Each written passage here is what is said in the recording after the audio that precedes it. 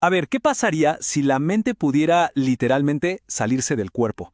Para muchísima gente esto no es algo de ciencia ficción, ¿eh? Es una experiencia real muy profunda. Así que hoy nos vamos a meter de lleno en uno de los misterios más grandes que existen. ¿Será que la conciencia está atada sí o sí a nuestro cerebro? Y no, esto que acabamos de leer no salió de una película, es el testimonio real, de puño y letra, de una persona que tuvo una experiencia cercana a la muerte. Fue recopilado por la Fundación para la Investigación de Experiencias Cercanas a la Muerte. Son relatos como este los que, bueno, nos obligan a replantearnos los límites de lo que creemos que es la realidad. Entonces, a ver, ¿qué está pasando acá realmente? ¿Es solo una alucinación súper compleja, un simple fallo del cerebro cuando está bajo un estrés tremendo? ¿O podría ser esto la prueba de que la conciencia puede de hecho existir por sí sola fuera del cuerpo? Bueno, vamos a meternos de lleno en este tema. Para empezar, vamos por lo que la ciencia sí puede explicar. Porque, a ver, el cerebro es una máquina increíblemente compleja y a veces, digamos que sus cables se cruzan de formas fascinantes.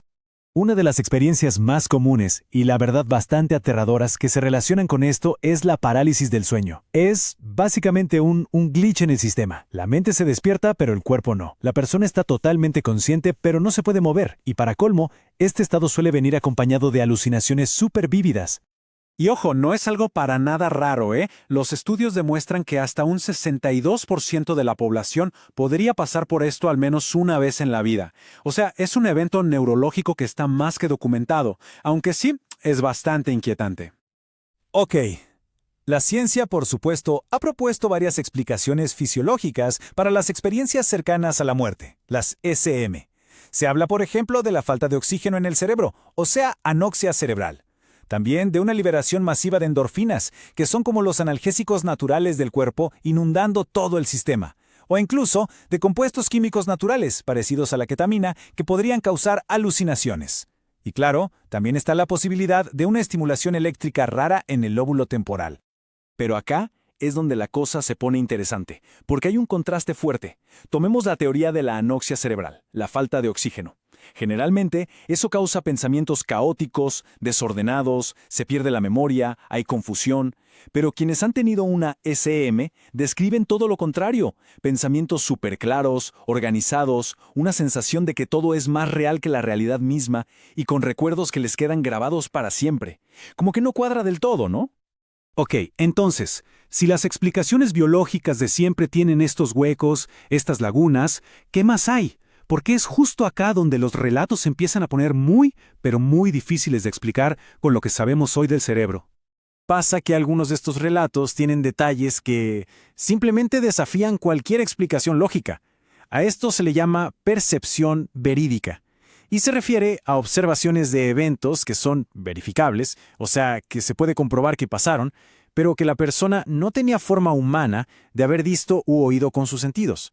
Y este es el punto clave de todo.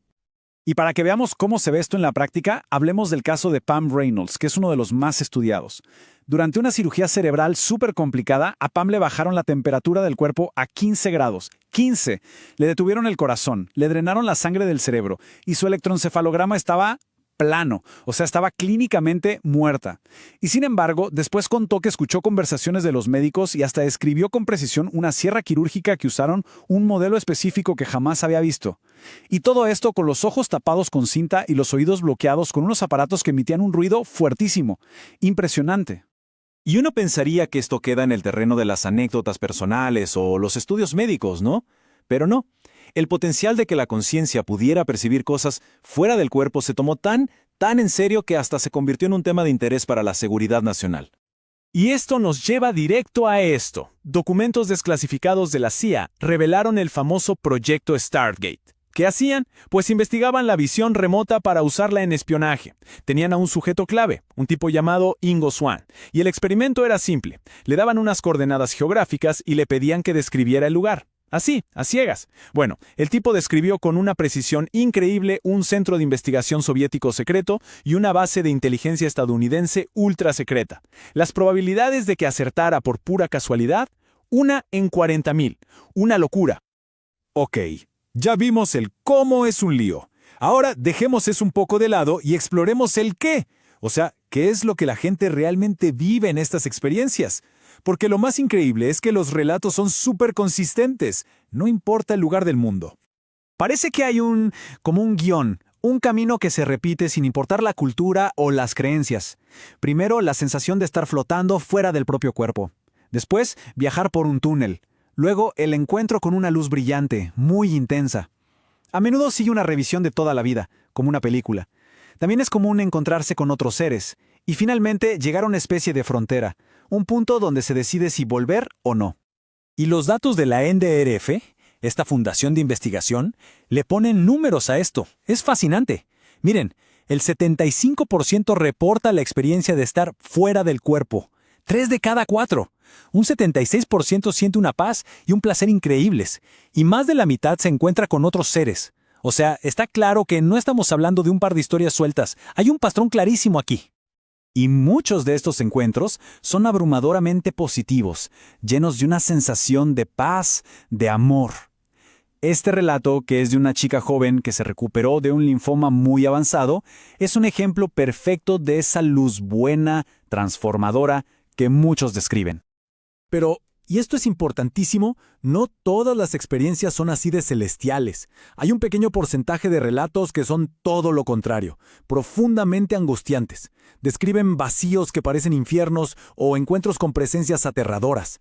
Esto nos muestra que el espectro de estas experiencias es, muy amplio y complejo.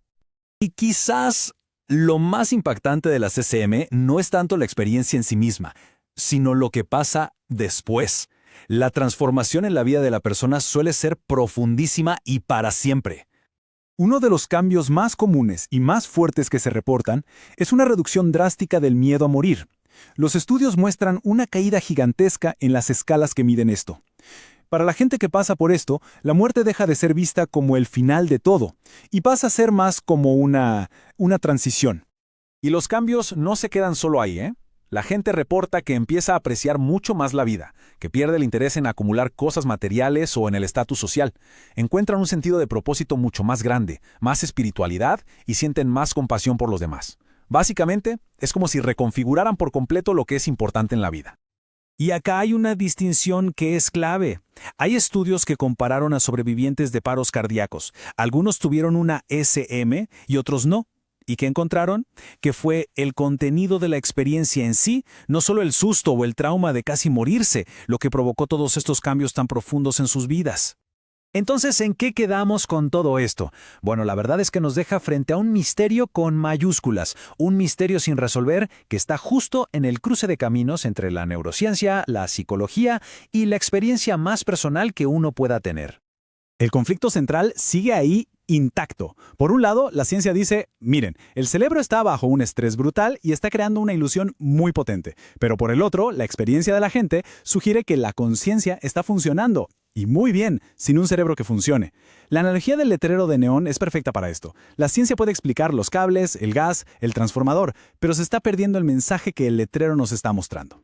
Y todo esto nos deja con la pregunta del millón, la pregunta final. Si estas experiencias son de verdad lo que parecen ser, si la conciencia no es simplemente un producto secundario del cerebro, entonces, ¿qué diablos es? ¿Y qué nos dice eso sobre quiénes somos y cuál es nuestro lugar en el universo? Una pregunta que, por ahora, sigue abierta.